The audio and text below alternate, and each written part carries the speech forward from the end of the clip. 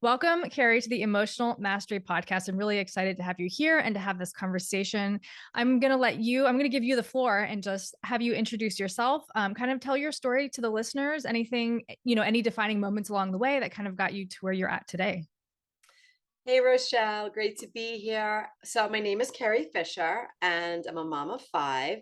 I'm a former attorney who came to a moment of her life that I guess a lot of you might relate to this, where I just thought to myself, like, is this all my life is supposed to be? Because I had accomplished all the things that I had set out to accomplish, which supposedly should have gotten me to a moment of like pure happiness. But even though I had everything in place, I had a great career, a beautiful family, house, everything was in place.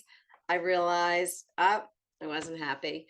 And it's a really crazy thing when you have everything you want or that you were aiming for, and then you find out and you realize that you're not happy. And for me, it was a dark moment of the soul because I realized sometimes there's this quote that they say, if you're climbing up the ladder, make sure the ladder is on the right building. So it was almost like that. It was like I had climbed the whole ladder and then realized, up, I have my ladder against the wrong building. So for me, I'm very honest with myself. So I said, this really isn't what I want to do. And I decided that I would transition into the wellness world, which is something I was always interested in since I was a little girl. When I was young, I was a competitive gymnast. So I was really into my health from a very, very young age. And I got into spirituality and personal transformation in my teen years because my parents had gotten divorced. So these were things that had always been in my life. But I guess I never thought I could make money, in that field. You could make money in law, but making money in the wellness world is a whole different thing. But I decided to make the leap. And at first, I just had it as a little side project. I was teaching yoga, I was teaching meditation. And then it grew and grew until where I had a pretty good coaching practice and I was starting to get some corporate groups and some athletes. And I left law and went full time into the wellness world. And I really am glad I did. So now I actually teach people how to become the very best version of themselves and how to live their extraordinary life, the one that they dream of. So that's what I'm doing today. And I don't just teach it or coach it, I live it. hmm That's amazing. So you went from this law career where you like pretty much had reached everything that you felt like was going to fulfill you and it didn't quite, right?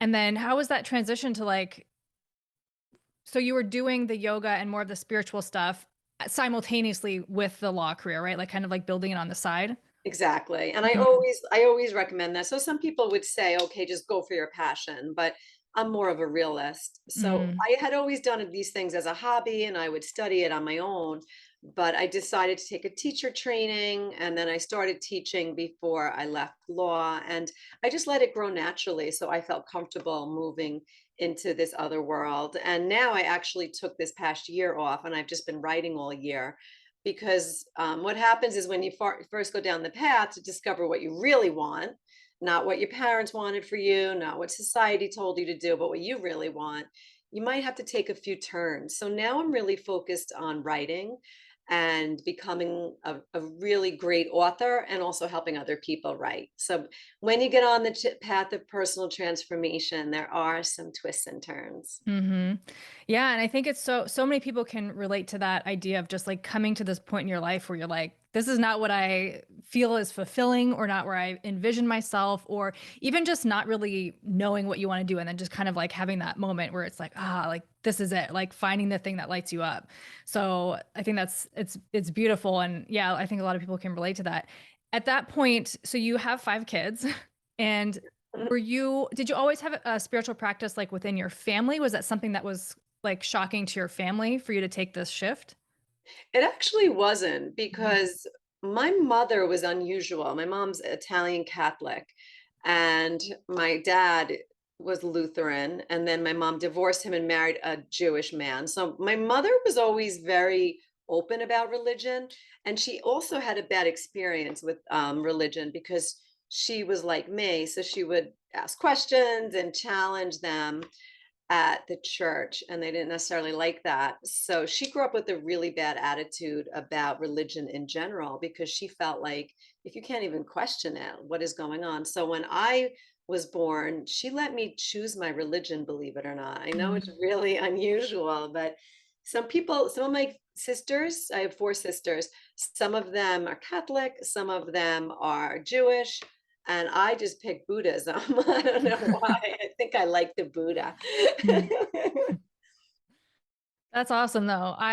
Yeah, I mean, I was raised Catholic, Roman Catholic, and so I think I was about 16 years old, and I had gone to church every single Sunday, just about every single Sunday, and with my dad. My mom never really went. And I think I turned 16. I had done all of the like traditional Catholic things, and he was like, "Well, you can continue to go or not." And I never went back into the church just because I felt so much shame like growing up in that.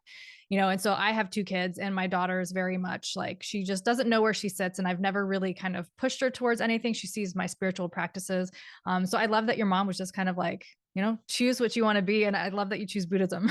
That's like Yeah, and you know what? It's interesting that you're choosing not to raise your children with religion. So I have five kids. My husband is Jewish, and Mhm. for our first two kids, for some reason, my husband really wanted to raise them Jewish, even though he doesn't even believe in God and he never believed in Judaism. But for Mm, whatever reason, he wanted it. So I was like, all right, I'll think about it. And then I finally did put my oldest two into Hebrew school, and they went all the way through to their bar mitzvahs.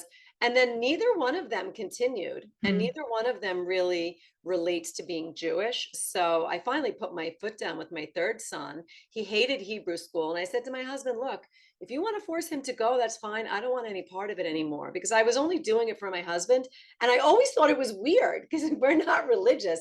We like the holidays just for the fun, like I mm, want Hanukkah, Christmas, like I'll take Kwanzaa, I'll take all the holidays. But the only problem though, I do think, is because I didn't grow up with like a set religion. I didn't always feel like I fit in that regard. mhm. Having a religion, one, it gives you like some ethics, some moral structure, but also I think it's a way to relate to others. You fit into a group. I always felt like outsider for many reasons, but that was definitely one of them. I think no matter what, there's always a good and bad to everything, right? Yeah, absolutely. Do you like to this day, do you still consider yourself Buddhist? No, Oh. no. And when I think back, like, my love of Buddhism really wasn't like I knew it deeply. I just, Mm, I liked the tenets. I liked this idea of peace and love and all of that. But I consider myself spiritual. I don't think I ever considered myself Buddhist, but that was the first religion that I really was drawn to. And that got mhm. me into all of the Eastern religions. But I always have been spiritual, not religious, my whole life. I was very spiritually connected, and I don't know if I believe it's a God or the universe or energy, but I believe that there is something, right? Yeah, I resonate with that. I grew up internationally, and so I feel like I just had so many experiences with so many different religions, and training or traveling kind of just like exposes you to that. So I always like, I mean, I read the Bible, the Quran, I've read about like, Judaism, Kabbalah. I've just got like Buddhism. I try and like understand it all because I feel like I don't know, it just like kind of expands your mind. I do believe it all is kind of like we all believe in the same thing on some level, and so I just urge my daughter with her confusion to just, there is I try and I don't know, just so that she believes in something, but it doesn't have to be like a set structure, set like anything. So yeah, I love that. You know what's interesting is that I studied so many of the religions, and I still study the religious texts. Mm. There are some universal things that run through all of the religions, and that's why I even wonder, like, why are there different religions? I think it all Mhm. started as one and we just separated it out, or the message was given by different people in different forms, but it's always the same message, isn't it? Yeah, it really is. And I think like they all start with like the word, right? Isn't that most beginning of like almost all of them is like it Yeah, began with the word. And so it's like just vibration and energy is what I feel like is spoken to in so many in different wordings. But that's yeah. exactly right. And it's like what resonates to you. So I always Mhm. encourage people to question whether they believe in the things that they were raised with, not just religion, with everything. Because Mhm. I think that one of the reasons that I got to a certain age and said, "Hey, is this it?" When I was checking every box, by any traditional method, I was, succeeding wildly, but it doesn't matter what it looks like on the outside. It only matters how it feels on the inside. But I think that growing up in a society, especially when I was growing up, I'm in my mid 50s now. When I was growing up, we were expected to work, but really we were also taught to be like good little girls and to sort of be ready to caretake when we get older. And women in general tend to caretake not just their children. Women also tend to caretake their parents when their parents get to be a certain age. Do you ever Mm, notice that? yeah. Were you like always like the questioning everything? Was that something that was just kind of what's the word I'm looking for? Like you were empowered to do that as a child or taught to do that, or was that something that you grew into? Because I look back for myself and, just talking about parents, like it was always like, just be quiet, be seen, not heard, like be the good girl, don't ask questions. And so I like carried that for so long. And it's only, and since I turned 30, it was 6 years ago, that I was just like, I don't have to just follow all the rules. Like, this is not the way it's meant to be. So I'm always curious, talk about like being really successful. And was that something that was learned or just ingrained in you? Well, my mom, I definitely grew up in a world where women were expected to act a certain way, but my Hmm. mother in particular, because she had 5 girls, I think was the reason. My mom's kind of like a badass. My mom not only let us choose our religion, but my mother also always told us to trust our gut and to question authority if it didn't feel right. And I have a feeling it's because she had so many girls, but she wanted us always to know that just because it's a teacher or a principal or a president, that didn't mean that they were right. She always taught us to trust ourselves, but it didn't really matter because I was still growing up in the society. If you look even to this day, like look at the image of women in general in society, what we're expected to conform to compared to what men are really. And I think that men have things they have to conform to too, but Mhm. women are really expected, even the women who are career women, you're still expected to be great in the home, in a lot of cases. So there's still a lot of that male female duality that I think we're moving away from, but we haven't gotten away from it all the way yet. Yeah, I was gonna say, do you think it's changing? Because I feel like there's a lot more of this, like embracing the feminine and sort of coming from this more, just I guess allowing that side to be what it is instead of having, all of us having to just like embody the masculine. Because I think that's what we were so taught, right? It's just you have to, like you said, like take care of the family, take care of the job, take care of the home, do all these things. And I mean, it's tiring. Like It sometimes I is don't want to do tiring. that. I love seeing women rise up, and I did not think it would happen in my lifetime. So I was always raised to think men and women were equal. I also was raised with 2 gay uncles. So a lot of the things Mhm. that other people thought of as abnormal, I thought of as perfectly typical.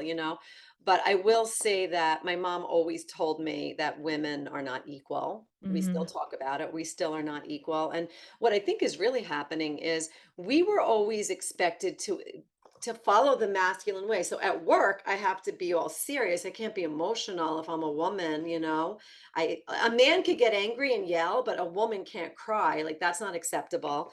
But women are emotional. And I think it's so funny that we're so embarrassed, but we are emotional. We have hormones. That's the reason all of us exist. Mhm. So the very thing that creates life, which is, that women have their periods and they have cycles that causes emotions, it's frowned upon. The thing that creates humans is frowned upon. So what I think what's happening now is women are coming more to embrace their femininity and all of it, even the emotional side, but also learning to be a little more masculine. And I think men are also coming to the center. I think what's happening right now, which is what I'm hoping is happening, is men and women are starting to realize we're actually all just humans. Mm. You know what I mean? And even men get upset and might cry, but they were taught to suppress that. So, really, I think we're learning we're all humans and we should all choose what we want to be and how we want to live as long as we're not hurting others. I think that's what's happening. I'm hoping. Yeah.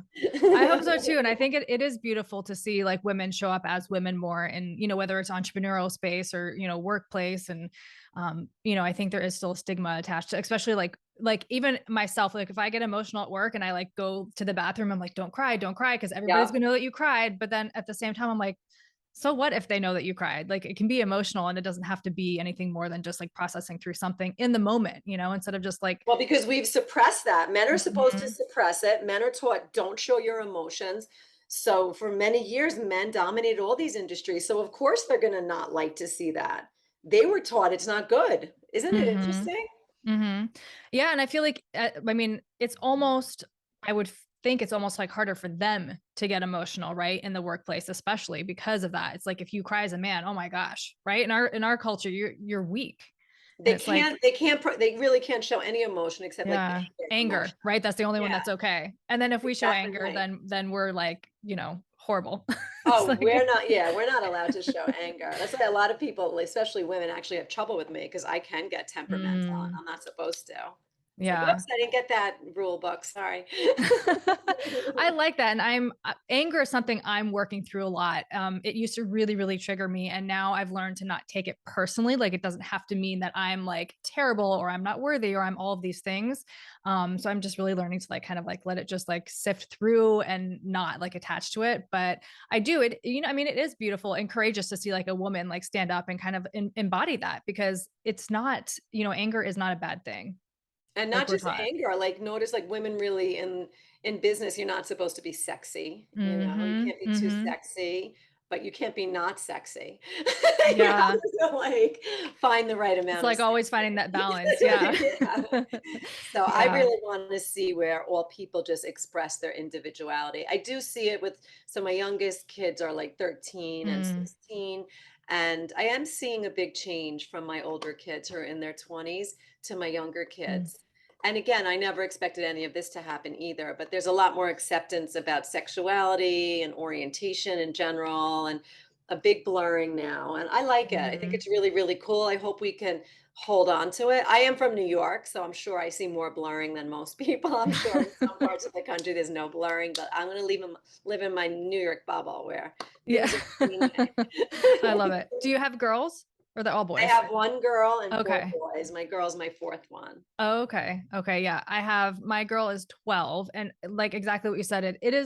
I think it is a beautiful, I've had conversations with people about that, about the whole, I mean, they're more empowered to be themselves. They're more empowered to use whatever label they feel is appropriate for them in their experience. I've heard people from like both spectrums, but I think it's a beautiful thing to be able to experience. And I always talk about my daughter because she considers herself bisexual, and people be like, oh, isn't she too young to know that? Does she even know what she's talking about? And I'm like, I would so much rather her experience and go through this now than be 20 having suppressed this in her entire life and like be confused about who she's supposed to be.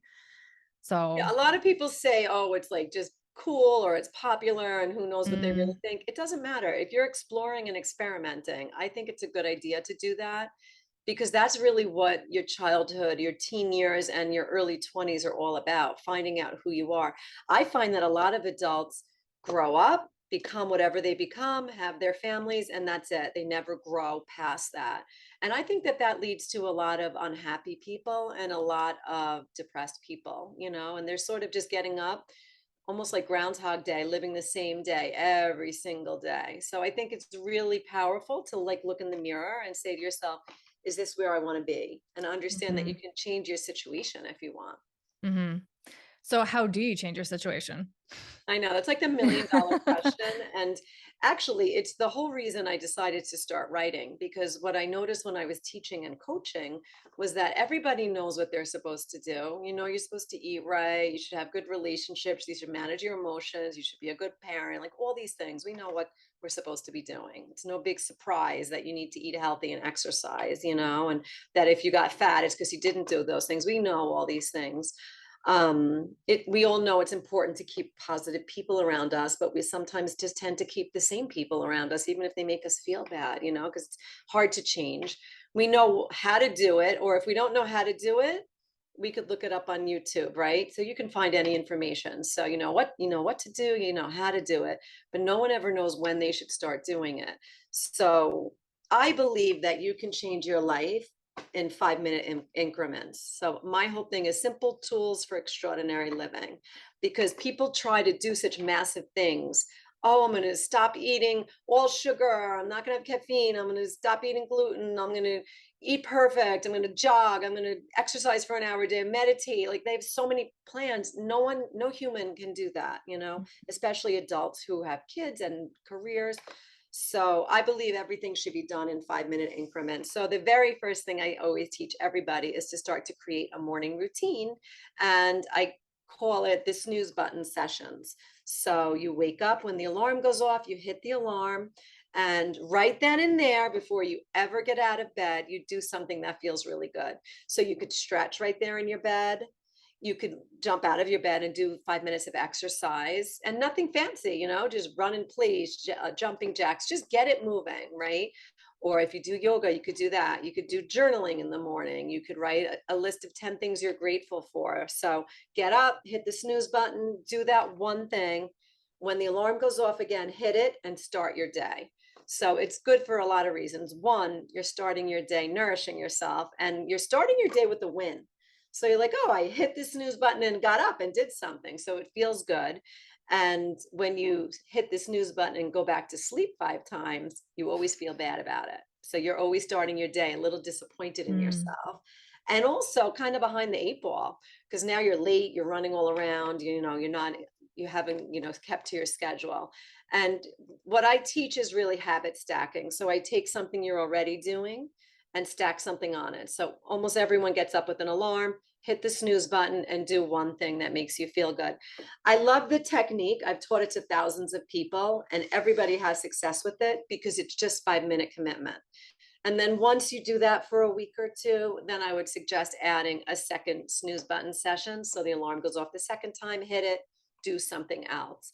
And I actually, at a certain point for myself, I've been practicing this for years. I started writing in the mornings during my snooze button sessions. My snooze button session turned into like an hour. And I started writing, and I actually wrote my book, The Snooze Button Sessions, during my snooze Mhm. button. So it really does work. And then the other thing that happens is when you start your day like that, it kind of reminds you to like, oh, take care of myself throughout the day. So maybe there'll be another 5-minute period throughout the day that you think, oh, maybe I should do something right now. Maybe I should go sit outside for 5 minutes, or maybe I'll just listen to a good song that I like to uplift me. It's more teaching yourself, oh, I'm starting to get in a bad state. Let me do something about it. Mhm. I love that. I will admit I am the worst snoozer. Like my alarm is set at 5:30 and I snooze it until like 6:06. But You could do like 5 things. I know, and I was writing intentions earlier. So when I do get up, though, I do journal for a good like 10 minutes. So I get up, I get my kids up, we all sit at the table together. I have my coffee and I journal, and my son will grab a journal or paper and just like draw on it with me. That's But I beautiful. sorry. That's beautiful. Yeah, yeah, I'm glad he, like, sees that, but then so, yeah, I was writing intentions this morning, and I was like, "Get up when the alarm goes off, and then you can meditate," right? Because I really have been wanting to integrate meditation in my morning, because I Yeah. try and do it before I actually leave the house just to set me up for work, so I'm kind of, like, in that state, but just like you said, like, the fact that I've snoozed the alarm for, like, 36 minutes, right? It still has that there is something in the back of my mind where I'm just like, "You coulda gotten up earlier, you coulda done this earlier, Yeah, you but could have meditated." you knew when you set the alarm what time you had to get up. So Yeah. I would always suggest to people to set the alarm for when you really need to get up, or 5 minutes earlier if you're doing the snooze Mm. button session. But you know what you could do, which would be an interesting idea, is you could have like a 20-minute guided meditation ready to go on your iPad or on some Mhm. device. So when your alarm goes off, you could chuck headphones on and listen to the 20 minutes. Just make sure you have a second alarm. So Yeah. imagine if your alarm goes off, you set it for 25 minutes later, but then you listen to your meditation. Even if you fell asleep again, you're actually doing something really good for yourself. Part of your mind is meditating. So maybe you could Mm. try that. I think I'll try that tomorrow morning because I do yoga nidras at night, and I have thought about just popping on a yoga nidra once I hit that, like, snooze button, right? So I'm like, at least my mind is kind of in that space, so I'm gonna try that in the morning. Yeah, because your mind is in the best space. So I Mhm. try to use that morning time just to do meditation. I'll put my hands on my heart and think about things I love about myself, because you're in a really good mental state in the morning when you first wake up. You're in a meditative state already. So you could really start learning to visualize what you want in life. There's so many things you could do with that time. Even if you stay in that half sleep, I think it's still pretty valuable.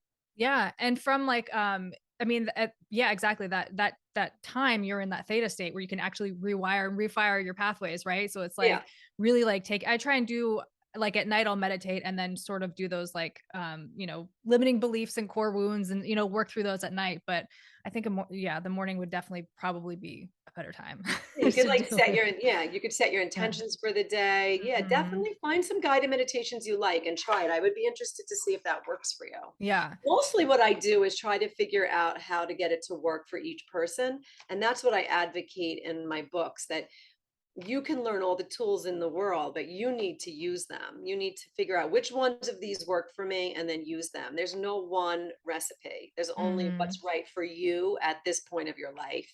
Hmm. And so you work with athletes. Was there any specific I know you said that you were an athlete when you were younger. Was there any specific reason? Because I find the athletic mindset fascinating. Like I don't watch sports at all. I'm not into sports, but like I will listen to sports podcasts. Like I will listen to athletes speak just because like their mentality and their mindset is just like yeah, it's just fascinating to me. So I'm just curious, like why you chose athletes and then how you work with them and how their mindset and what you teach is different than maybe somebody else. Yeah, so I was teaching a lot of athletic teams right before the pandemic, and I haven't been teaching them in this past since the pandemic. Mhm. So I was teaching a lot of corporate clients and athletes. So what had happened is I went from law originally to yoga, teaching yoga, and then I started studying anatomy because I wanted to teach anatomy to yoga teachers. So when I started studying anatomy, I started teaching yoga teachers anatomy. I got really interested in the brain and mindset, and I started really studying the mind, and I wanted to teach mindset techniques, but I got in with a team teaching them yoga. So I started out teaching the yoga, but then I added the mindset stuff in, a lot of visualization stuff and meditation and stress relief techniques for the athletes. And I find them amazing to work with because they have a really good understanding of their own bodies and they want to perform at their peak. So they're very interested in trying anything. And that was really why I got involved with them, because I just kind of like fell into it, honestly. And I really loved working with athletes, especially for the peak performance. But what I realized is all these techniques are good, not just for athletes, they're good for anyone who wants to lead a life of ease and flow. Even if you don't work, even if you're a stay at home mom, it's nice to know how to stay in a peak state all day.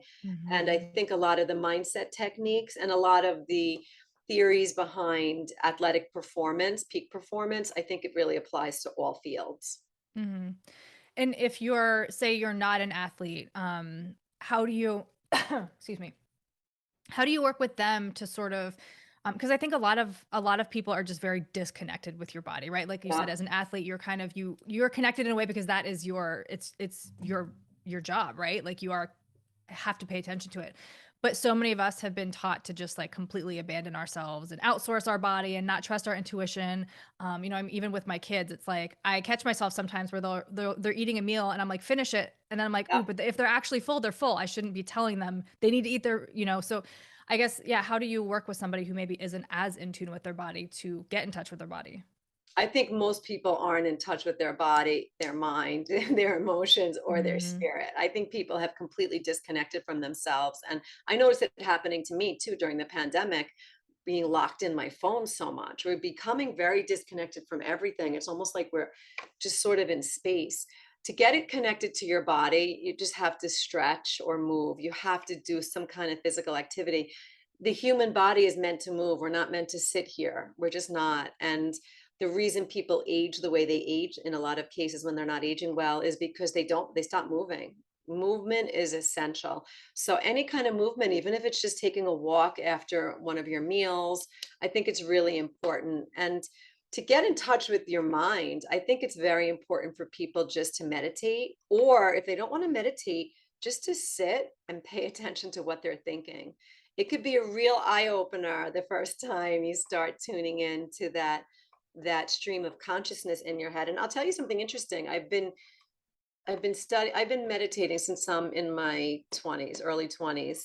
And I used to have a crazy mind, like monkey mind, jumping all over, very temperamental, very angry, nonstop thoughts, and a lot of mean thoughts towards myself and everyone else. And I don't have any of that anymore. It's completely gone. If something's upsetting me, that might start up, but mostly my mind is quiet, and it's really, really interesting. I wonder if that's why I can write so easily right now, because I'm very clear. Hmm.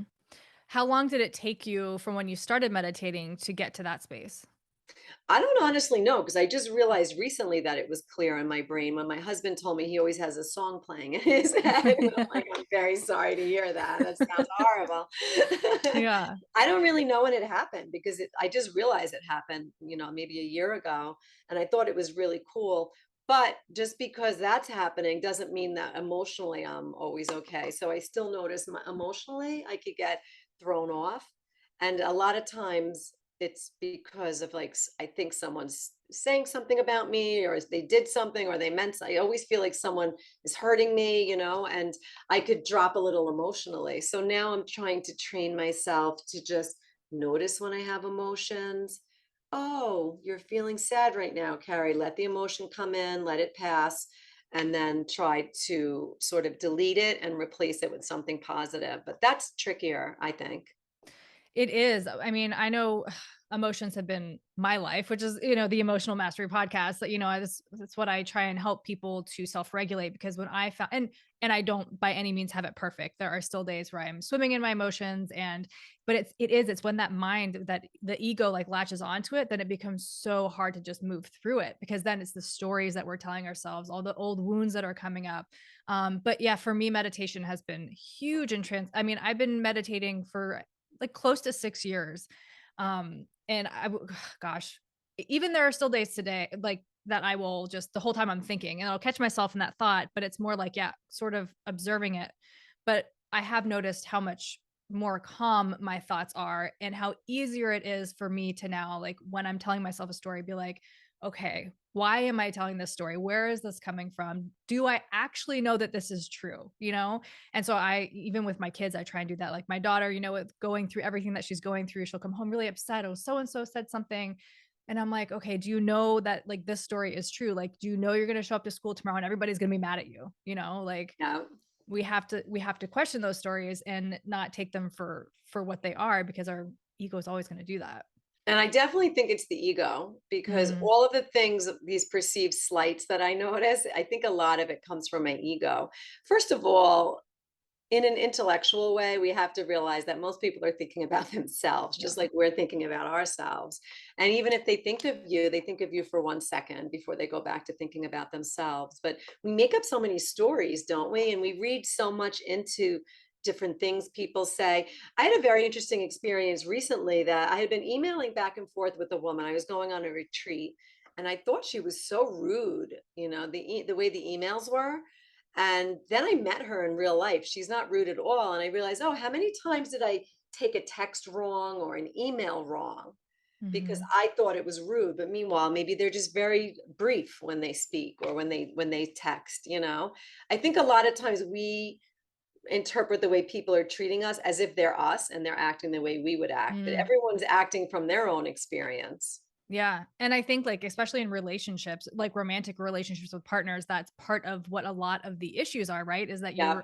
you assume that the other person is acting in a way that you would, like with your mindset, and we're all coming from our own lens of life, and so, I noticed that with my husband recently because he always thinks that I would have the same motivations that he has. And I'm like, I don't act like that.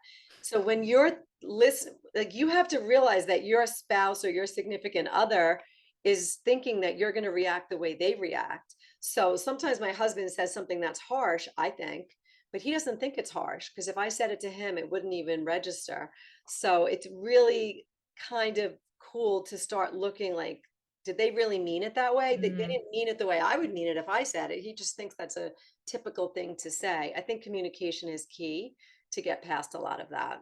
yeah. Is that something you always had in your marriage, or that's something that you're more so learning now? I'm more learning it now. I feel like I Mm, learned so much during the pandemic. The problem with mm, being on the spiritual path your whole entire life is you tend to think you know everything. Then you're kind of, especially in close relationships, like, well, like you are not on the spiritual path like me. mhm. You know what I mean? I Yeah. think I just like discounted everything he said.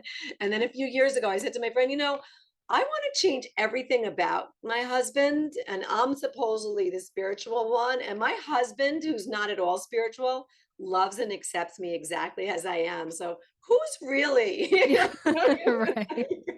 Wait a minute here. Yeah, that's interesting because like I've caught myself in the past doing that with whether it's friends or family and just kind of like it is judging them, right? And then I'm Yeah, telling myself, I'm like, Rochelle, the fact that you're judging them almost like you have to like check that because there is no like judgment in this space, right? And I think that's part of the journey. But I've have had people in my life that are like in no way spiritual, but yet they're like they manifest so easily and they're just like because and like you said just so accepting, and it's like you don't have to. I think not everybody is consciously aware of their, you know, not ascension, but you know, the word I'm looking for is escape me, but yeah, because when you're into personal transformation, like you think about everything all the time and it's pretty tiring. But mm, I think it's all also once you go deep into it and like begin to teach it and to start knowing some of the other teachers, it's really just another world that they also expect you to conform. Do you know what I mean? You just have to yeah. conform to like different views, but it's still, you can't be. I remember when I first started teaching yoga, people would look at me like, you don't look like a yoga teacher. Like I would be wearing like thigh-high leather boots and like a Hmm. leopard outfit. And like, what the hell is that? But you can't judge a book by its cover. And the you have to really judge people as they are, but we're not at that point of life yet. We still do judge one another by the way we look and our hair color, our skin color, however we are presenting ourselves. It's just the way the world is. But whether it's conforming to society or conforming to personal transformation, it's all the same exact thing. And now I'm starting to realize I'd rather just have a world where we don't have labels and we all are just who we are. But we're far from that right now. And I still judge people. I mean, I do it all the time.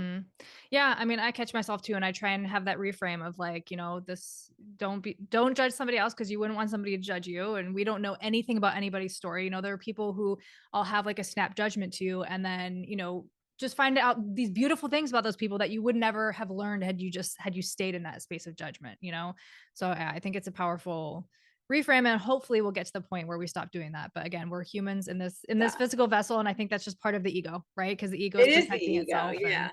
exactly. And also, when you're teaching everyone else how to act properly, you don't really have to pay attention to the things you're doing wrong. So a Mhm. lot of it's like spiritual superiority. And I have been way guilty of it because I Yeah. was into it for so long. Mhm.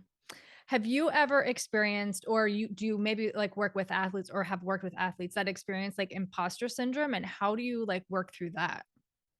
A lot of the athletes actually do feel that way. And a lot of people who are very successful feel like that. Mm. It's almost like they have this deep insecurity inside of them. So, a deep insecurity also drives a lot of people to succeed, right? Because they're trying so hard and they're going to stop at nothing, but it still stays within them. I believe that most people have a deep insecurity inside of them. We haven't been taught to love ourselves. Women, it's not even really acceptable to love yourself, right? We're supposed to love everyone and take care of everyone else and, not really take care of ourselves. If you saw a woman who put herself first, we would even make a judgment, maybe. I've noticed that if I see a woman who only cares about her career, I'm always like, huh, that's interesting. But I am judging it a little bit, right? Because I think that we're still all caught in this paradigm that we grew up in. And I don't know how we can move away from it, truthfully. I hope we can at some point. But I think we're just all learning how to have a new way of being together. There's Mhm. so much upheaval right now in the world. I think so much is changing, so we don't really know how it's all going to settle back in. But I haven't met anybody who hasn't had that deep insecurity. And I'm always shocked if it's like someone who's really successful with their career and has a beautiful family and they themselves are very good looking and in great shape and then they're not happy. I'm like, how is that possible? Mm. You never believe it. But it doesn't matter how you look or how successful you are. It only matters how you feel. And we all have this kind of life. We're up, we're down, we're up, we're down, because things happen, right? Who would have guessed a global pandemic would come? We all of a Yeah. sudden had to deal with it. But in life, we have to deal with a lot of things. Friends coming and going, family members having, it could be easy, it could be difficult, could be challenging, people, that we know getting sick. So there's so many things that we have that are presented to us. So I don't really want to think I'll eventually come to a point where my life is perfect. I just want to come to a point where whether it's good or bad, what I'm going through, I know I could get through it and eventually it will, you know, become a lot brighter again. Hmm.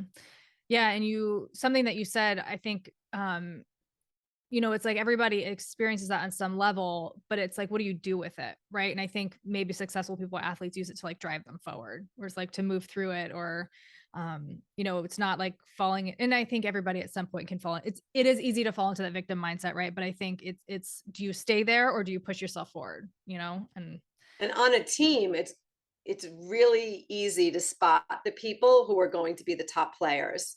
I Mhm. could tell after like 1 hour with them, I could pick out the ones who are going to be the top and the ones who are going to be in the middle and the ones who will be at the bottom because the ones who are at the top, they don't care if they're in pain, they don't care if they don't want to do it, if they're tired, if things are going on. They constantly give their all plus. I don't know what it is about certain people. If they were taught a certain way, it's never give up. It could be coming out of an insecurity, but the cream rises to the top. I could always spot the ones who will be at the top of their game. I could always tell it. Mhm. And every performer that you ever see, every celebrity, every one of them has stage fright.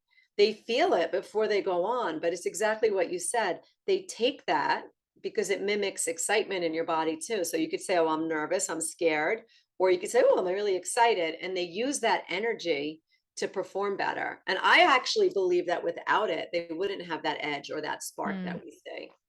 Yeah, that's something I've really been realizing lately too, is, yeah, I think because like I think for me, what I'm witnessing in myself and what I'm understanding, and I'm really working to shift, is that anxiety and discomfort in my body has always felt unsafe. And Yeah. so I just try and run from it. I don't want to move into it. I don't want to breathe through it. I don't want to change it. I'm just like, no, no, no, I can't be feeling this. And I run away. But I'm starting to, now that I know I'm safe and I've established that through, affirmations and just the work that I've done.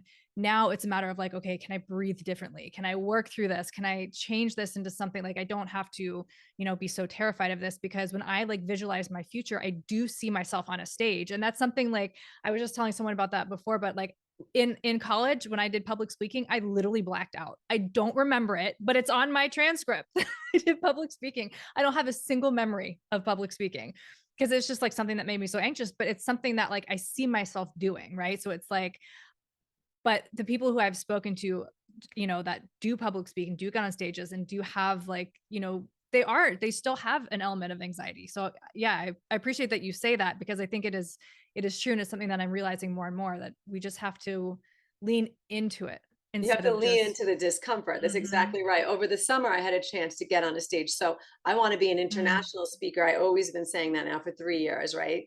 That's easy enough to say, but then when you have to start doing it. So the first two times were directly before the pandemic. I was warming up the crowd for a breast cancer walk and a colon cancer walk, two separate ones. And there was a lot of people. And I was terrified. And I realized I really have to get up there, right? But then the pandemic came, so I was rescued from having to be on stage again, and I was like, "All right, forget that whole thing." But I started doing a lot of stuff online and getting a lot of contacts around the world, and I ended up being on stage this past summer in Estonia, and I was speaking before a few hundred people, and an hour before I had to get on, I realized I was getting nervous, and all my friends were like milling around me. And normally I would let them do that, or I would just be hanging out with them. I'd be nice, and they were trying to be nice to me to keep me happy.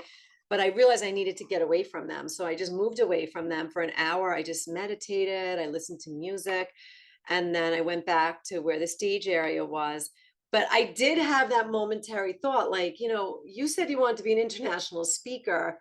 You have to get up there. I mean, not just today, but a lot of days. So I went up mhm, there, I gave the speech, and I loved it. And now I'm thinking to myself, oh, I have to get through the scary parts if I really want to be an international speaker. It's not mhm. like I'm not going to be scared next time I am, but at least now I know the feeling. Yeah. How did you feel the first time versus the second time? Like Oh, the like first on time I stage? literally almost ran away. So it was outdoors by this beach. And it was thousands of people there. Mm, And I was standing by the ocean and the stage was like behind me, and I knew they were getting ready to call me in like the next 10 minutes. And I swear I thought about racing away. I'm like, I could just run down this. Oh, first of all, I don't know why I would have done that. I should just left the place with my husband into the parking lot. I'm like, no, I could run down the beach all the way, far away. I mean, I don't know what I would have done then because I would have had my cars and all the way down the beach, but I wouldn't have had to get on the stage. But right before they told me to get up, I felt so sick. My heart was beating out of my chest. But the most interesting thing of all is when I came off this stage, I came off this stage and I felt nauseous and dizzy. And my husband Mhm. said, "That's the adrenaline, Carrie." So I also said, "Oh, at least now I know that feeling. I know that I'm going to have that adrenaline pump through me." It was like the release of adrenaline, I guess, afterwards. It was a terrible feeling. I think a lot of it is just getting used to it. You Yeah. are going to want to run right beforehand. But now that I have written my first book and I gave my speech on my book. So when I was freaking out this last time, and I wanted to run away, I thought, well, Kerry, you know what you're talking about. You wrote an entire book on it. So you probably won't forget because I was like, I'm going to forget everything. And then Mhm. I'm thinking, I don't know if I'll forget it, considering I just wrote about it Yeah. for a year. Like that would be sad. Yeah. Did you have that same, like, the adrenaline after the second time? I actually didn't, but Mm, that was my third time actually on a big stage this okay. summer. But after the third time, I had a lot of friends in the audience. So maybe because they all came and raced around me. Plus, I also knew I had done okay. And about halfway through it, I relaxed and I could see myself relax once I watched the video. But halfway through, I realized I do like doing this. I do Mm, want to do this because sometimes I'll want to do something. And then once I'm doing it, I'm like, I don't really want to do this, but I do want to do that. I just know it mhm. will be, a learning experience. And I would love to get to where I could just get up there with like hundreds of thousands of people. I know it's possible Mhm. and I'm Yeah, and I ready think to try. if you want it badly enough, you will, Yeah. you know? But and then also recently I'm thinking like, why do you want it like with hundreds of thousands or Mm, millions of people, Carrie? Like, what if you just went on small stages? And I'm starting to notice a lot of my ego in my desires and my wishes for my most extraordinary life. Because what I really want is to help people. So whether I help one or 100 or 1,000 or 10,000, it really shouldn't matter to me. So now I'm trying to just speak to even one person out there every mhm. time. And that actually helps me, believe it or not. Yeah, I love that. I think that's a really powerful reframe, and I mean, I use that with a pod. I always meditate before I come on a podcast interview, and I'm just like, use me for whatever message is supposed to come through, and whoever is supposed to hear this, may they hear it and it be impactful for them, and even if it's one person, then that's one person that's got something out of it. So, I mean, I've heard like a sentence out of some people sometimes that has changed my life. So, mm, like, if I really did, and we won't even know necessarily. During the pandemic, I was writing a lot on Instagram. I was doing a lot in my story about because I have to keep my feed perfect. So that's not going to have any of yeah, this inappropriate stuff. But in my story, I was writing everything, very, very personal, very intimate, inappropriate, triple X rated, all sorts of stuff I was writing. I wanted to keep people laughing, but I also wanted people to know, yeah, it is. It's hard. It's hard for us too. I didn't want to act like, that feed you're seeing is mhm, real. It wasn't. It was just a bunch of pretty pictures I had. But after so that was starting in like what, March, April, when the pandemic first started, all the way through the year. Sometimes people would comment, sometimes they wouldn't. And then January 1st of, I guess it was last year, we were about three quarters of a year into the pandemic. We hadn't even hit the year anniversary yet. So many people messaged me on Instagram. They're like, thank you so much for writing all that stuff and keeping us laughing and telling the truth about the struggles you were having. It really helped me get through the pandemic. And almost none of those people commented or liked anything. So I mhm. was like, oh, I guess you never really know who's listening. Yeah, isn't that interesting? I find that with the podcast and social media as well. Like I pour my heart out or this, that, and other thing, then you kind of don't hear anything. I'm like, okay. But then same thing, I'll receive a message from somebody or, and they'll be like, oh my gosh, your podcast is incredible. Or I'll talk to somebody in person who's heard it and they're like, oh, I listen to it every week. But yet, you know what I mean? So it's like, even though you might not get the rate, reviews, subscribes, all those things for like, I mean, people are listening because they will come out and say it eventually, but it's That's the really thing about interesting. creating though, right? Or Yeah, like when you're yeah. trying to move into a new field. So now I published my first book a few months ago. I'm publishing my second book next month, and I have a bunch that I've already written that I'll be releasing. But as soon as I finish, I was like, I don't even know how to market this. I don't know how to do anything. So there's always another step you have to Hmm. take and more learning. And it sometimes feels like you're just like throwing things into a vacuum. Like here's a book world, nothing. Here's a podcast, nothing. Here's a lot of information, nothing. But I have to just remember that why I'm doing it. I'm Hmm. doing it because I have a message to share. I want to share it. And I would encourage anyone who feels like in their heart, like, you know what? Is this all there is? Is this really all there is in the world? Am I meant for something more? Or even more so, if you feel in your heart like, oh, I really want to do something. I want to be a speaker or I want to change careers. You can do it. You just have to start taking steps now. The little voice inside of you is the voice of truth, I believe. Mm. I love that. And I think a lot of people, it's that fear of failure, but like you said, doing this and then doing that and then that, and maybe you're not getting, what you expect or what you want or the feedback, but it's like you're learning through each step of that process so that when you go to do it the next time, you have like the tools, right? You know it didn't work, you know it works, and you can take that with you the next time. I mean, there's so many things you need to learn, with the Mm. podcast, you have to just Mhm. keep learning new skills. And then you get one thing down and then it's the next thing you have to learn. I just like to think of life like that. That's how life is. We just have to keep learning, keep adding to our experiences and our Mhm. knowledge. Yeah, and keep doing keep showing up, right? Like if you Yeah. have the passion for it, like with the podcast for like the first year and a half, like, well, I didn't market it. I didn't tell anybody about it. I was just doing it and putting these episodes out. And then I was like, why isn't anybody like listening or talking about it, because I wasn't, right? So then it was like learning to like actually, okay, well, I have to market this thing. I have to get on social media. I have to talk to people. I have to ask for guests because I don't think I had any guests consistently on for like that first year and a half because I was afraid to have conversations with people. There was something in me that was just like nervous and anxious. And not to say that I don't get nervous now, kind of what we were talking about, but like I'll meditate and I'll move through it and I'll be like, whatever conversation is supposed to be had, like we're just people, no Yeah. matter how many followers you have or I have, like we're just people. That's exactly So right. And even setting if they that had reframe. millions of followers, they're just people. They really Hmm. are. And Yeah. for me, I thought it was hysterical because I was always like, oh, I'm not a marketer. I don't ever want to market. I'm never marketing. So I put the first book out and now I'm putting a second book out. And then it dawned on me, I'm like, if I never market, I'm going to have a lot of books out and no one's going to read any of them. Yeah. So that's the learning process for me. I Hmm. had to like get through my block, which is I don't like to market. I'm not that kind of person to, hey, if I want to reach that one person, I better start talking about it, which is why Hmm. I'm doing a lot of podcasts now. I'd rather just be sitting writing, not with you, I'd rather be talking to you, but I'm just saying in general, Yeah. if I had my way, I would just write all day long. I'm not at the point in life that I can do that. I first have to Hmm. go through the process. Hopefully one day I'll have a whole team who could take care of all my other stuff and I can just write. But until you get to that point, you have to do all of the things. And I enjoy learning all the different things. Even if eventually I will get someone to do that thing for me, I like that I know how to do all the different pieces of it.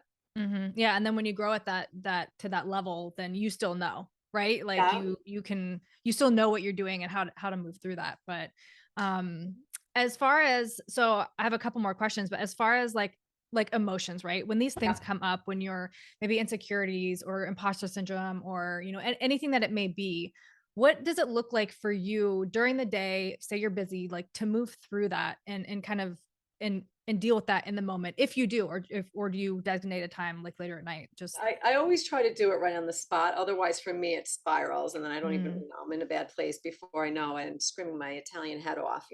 So I mhm, used to always use this thing called I called it notice, delete, replace. So notice when I'm having those thoughts, or notice when I'm starting to spiral in a negative way. Then delete whatever thought or emotion it was, and then replace it with a positive thought or emotion. But then I started realizing that it really wasn't effective because I wasn't taking care of it. So now I like it better to notice how I'm feeling, accept it like that. It's okay. I have that. Realize that it's really just information. And then I delete it and replace it. But I like to get the information out of it. mhm, All emotions and experiences can really just be a moment for you to learn something. So when I'm having an emotion, it means something happened. So a boundary has been crossed for me usually. mhm, And it's usually something that I'm not creating the boundary properly, that I let someone too close to me that I shouldn't let close to me. So having boundaries And also, you have to pay attention to how you're feeling. So even check in maybe after every meal, you know, or sometimes you don't, you stop paying attention because sometimes when you're starting to like get into more of a negative mind space or emotional state, you don't notice you're going down that path. You need to periodically stop and be like, how's everything going really with me? A friend of mine recently told me that every day he starts his day, he says, as he's brushing his teeth, how are you feeling today? And then he answers it. And then he's like, what do you like about yourself? And then he tells himself what he Mhm. likes about himself. And he says, what do you love about yourself? And he tells himself what he loves about himself. He said at first he felt stupid, but he loves doing it now. So you could use that technique too, any time of the day. Notice that you're having a negative emotion and be like, what do you love about yourself? Get Mhm. yourself into a different space. I love that. Notice, accept, delete, and replace, right? Yeah, Yeah. notice, accept, Yeah. delete, and replace. Yeah.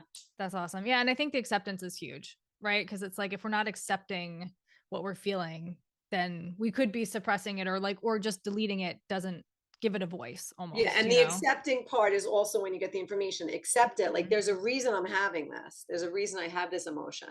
So say you have jealousy. A lot of times it's because that person has something that you want. And you have to figure out what it is. You know, it might not Mhm. just be their pretty car or whatever you see them having. It might just be that they have freedom or they have, you have to figure out what exactly is it about that person that triggers you. And maybe you want to bring some of that into your own life. Mhm. So Yeah. notice the emotion and then see what you could learn from it. And then see how you could use it to benefit your own life. Mhm.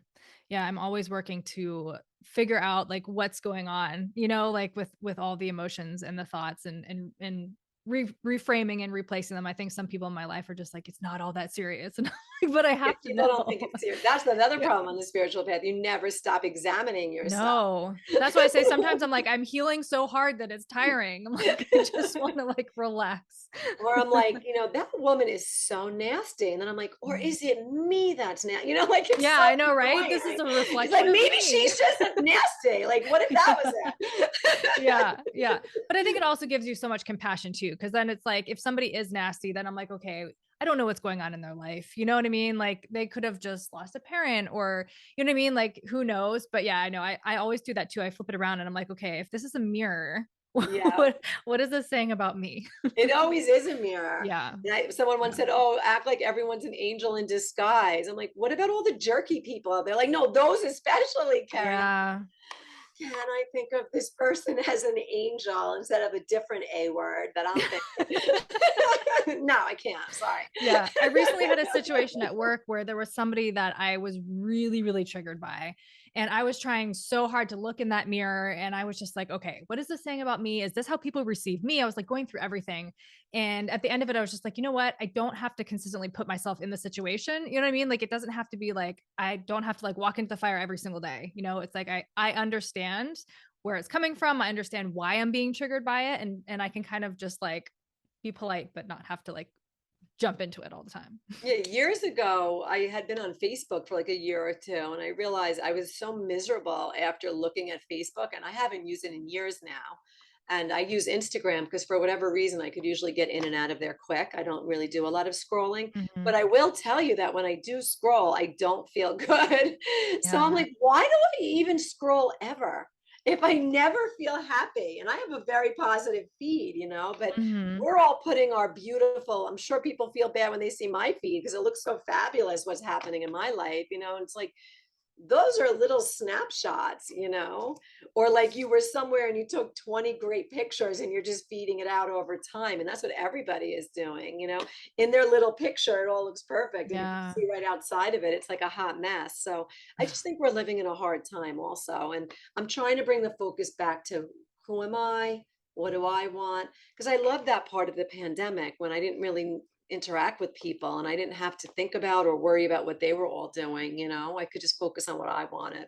Mhm. Yeah, that's powerful. Oh, and I love that you said before that, even in your stories though, you were trying to show that side, like the authentic, like all of the other, the other stuff that is not like necessarily curated on the page. Yeah, and during the pandemic, as a matter of fact, I was teaching a lot online and people are like, you're so honest about things. And I'm like, Mm, yeah, because so many teachers get up there and they're like, oh, I am so perfect. I'm in the wellness world. And then you get to know them and they are as much of a hot mess, if not more. As a matter of fact, that's why a lot of people are drawn into the wellness world because they're just on their own path trying to heal themselves. And I don't appreciate it. I want a teacher who's going to be honest about, yeah, I've had troubles too, because there's no one who hasn't. mhm, And I want to know what struggles did you have and how did you rise up from them? That's something that helps me, not how are you so perfect every minute? mhm. You don't learn from perfection and you don't Yeah. learn from those moments that everything was going perfect in your life. You learn from those harder moments. Mhm. Yeah, and I've been studying attachment theory, and just as a coach in general, it's like when like clients that come to you, it's just what we talked about. It's always a mirror.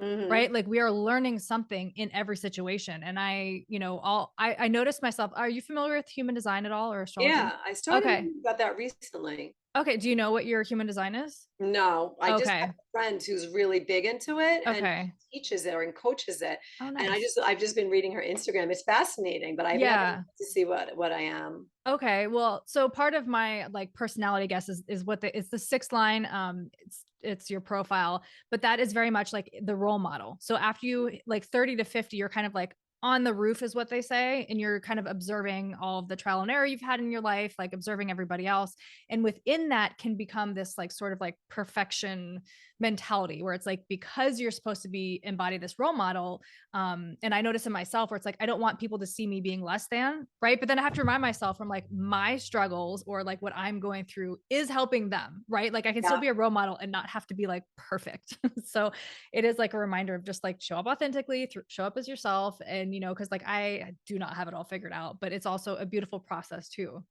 And then the people who want to hear your message will come to you. When you Hmm. present a false front, I think a lot of the people who would connect with you don't. Yeah. And you get the people who really aren't the ones you want, I think. So I think the more authentic you show up, the more you attract the people to you personally and professionally that you really need.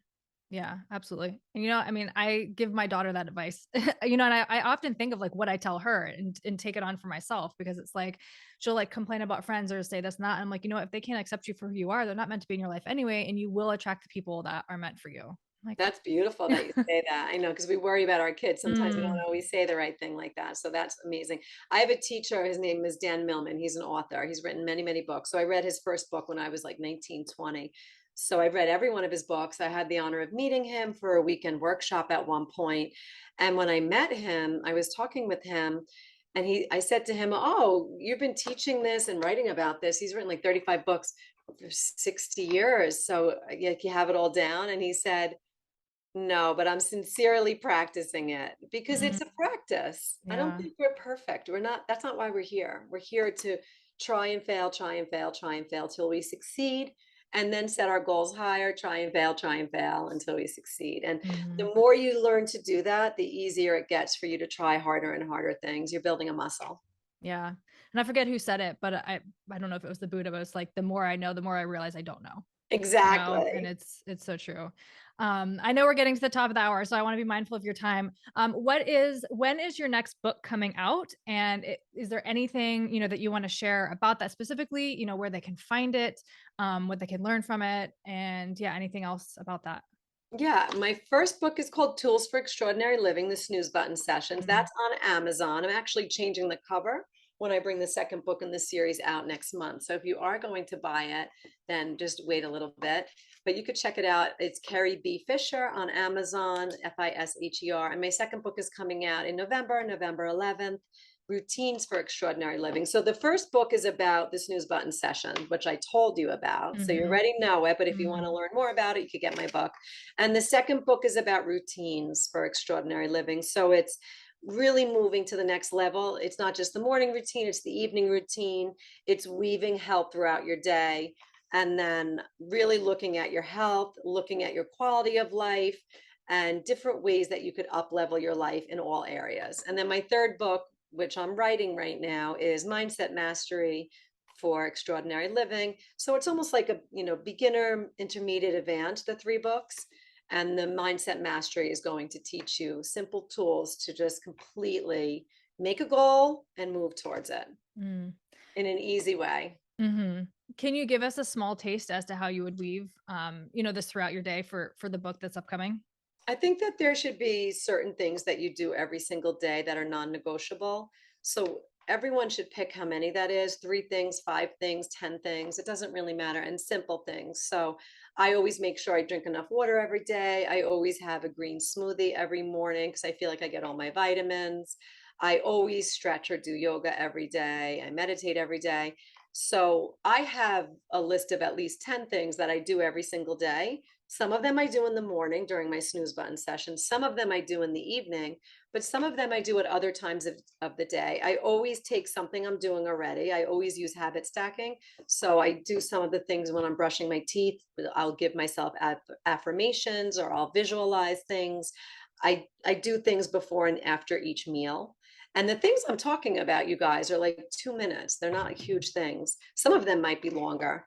But I believe that as long as I tell myself I have to do at least like 5 minutes of exercise and 5 minutes of yoga and 5 minutes of all these different things every day, I usually do a lot longer than 5 minutes. And I notice, especially if I start the day doing even just a few minutes of exercise, I tend to be more energetic and be more likely to exercise again later. So just pick, I like people to look at all the areas of their life and see what needs the most help. So if it's your health, then I would start with something in that area. 5 minute walk every single day for my health, or I'm going to take out one sugary drink every day and change it with water, one step at a time. I do not suggest huge changes. No matter what you're trying to do, I suggest very small changes, set it in place, celebrate your success, and then move on to the next thing.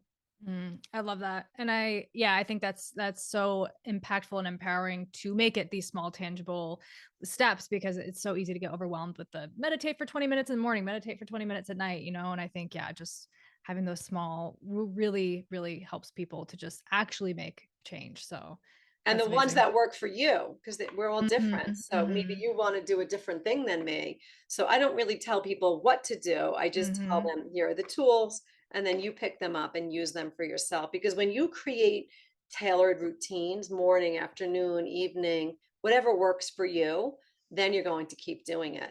It might mean that, only during weekdays you do it, or only on weekdays you do some of these things, weekends. So maybe, mhm. oh, every weekend I'm going to take a hike, just give yourself some goals that you don't have currently. That's the first step. Make some new things happen in your life. Mhm. Yeah, I love that. Well, thank you, Carrie, so much for your energy, your time, your wisdom, sharing your experience and everything on here. I will have everything linked up in the show notes, Great. so they can just go click the button and grab your books. If there's anything else you would like to leave the listeners with, just as we close this out. Yep, I will actually leave you with one easy tip. It's called 3 relaxation breaths. So, all you do is breathe in through your nose and out through your mouth. You could do this anywhere, anytime you need stress relief. So, I'm going to teach you 3 different levels. The first level is in through your nose, out through your mouth. Let's do it together. Breathe in through your nose, out through your mouth. So that will relax you. You might even have noticed it relaxed you. Mhm. Sometimes we're more stressed than that. You move to level two. Level two, you make a sound on the exhale. So breathe in through your nose, out through your mouth with the sound. Ah. The sound could also be like, ah. If you're alone, the sound could Yeah. be anything, like if you're in your car. I make some crazy sounds in my car. And then the third level is like I call it the global pandemic breath. You breathe in through your nose, bring your shoulders up to your ears, bring your shoulders up higher, higher, higher. And as you exhale with the sound through your mouth, you'll drop your shoulders. Yeah. Mm, Level three is a good one. I like to end my day with the level three. My kids mm. have also learned if they see me doing a level three, they should run away.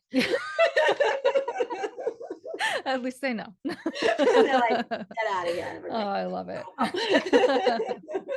"No." Oh, well, thank you so much for coming on and talking to me and talking to listeners. I will have everything again in the show notes, and they can click on there and follow you and engage with you. So thank you so much. Thanks, Rochelle. Have a great You one. too. Take care. You too.